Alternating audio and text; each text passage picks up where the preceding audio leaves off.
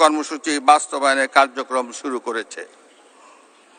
সরকার Bangladesh bank, রাষ্ট্রায়ত্ত ও বেসরকারি bank, আর্থিক প্রতিষ্ঠান, বীমা কোম্পানি এবং পুঁজিবাজারের সঙ্গে সমন্বয়ের মাধ্যমে তদারকি কার্যক্রম উন্নতকরণ, আমানতকারীদের সুরক্ষা নিশ্চিতকরণ এবং খেলাপি ঋণ হ্রাসে গুরুত্ব দিয়েছে।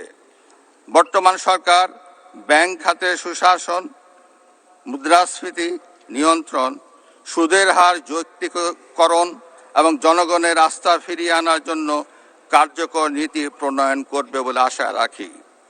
এ লক্ষ্যে অর্থনৈতিক সংস্কার কমিশন গঠন করা হবে।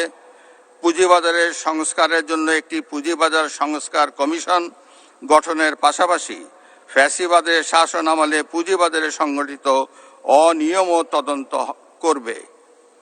জনাব স্পিকার, 2025-26 অর্থ বছরের এডিপি প্রণয়ন দেশের অর্থনৈতিক প্রবৃদ্ধি বজায় রাখা, বেকারত্ব হ্রাস, কর্মসংস্থানের সুযোগ সৃষ্টি, দরিদ্র বিমোচন, কৃষি ও শিল্পের উন্নয়ন, মানব সম্পদ উন্নয়ন এবং জীবনমান উন্নয়নে বিশেষ গুরুত্ব দেওয়া হয়েছে। বর্তমান সরকার অর্থনীতির গণতন্ত্রায়ন, অলিগার্কিক কাঠামো ভেঙে জনগণের অংশগ্রহণ নিশ্চিত করবে। ঋণ নির্ভর অর্থনীতিকে বিনিয়োগ নির্ভর অর্থনীতিতে রূপান্তরই হবে বর্তমান সরকারের মূল লক্ষ্য।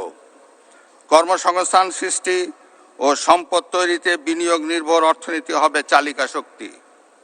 বর্তমান সরকার 2034 সালের মধ্যে $1 ট্রিলিয়ন অর্থনীতি গড়ে তোলার লক্ষ্যমাত্রা নির্ধারণ করেছে। বাংলাদেশের কৃষি খাত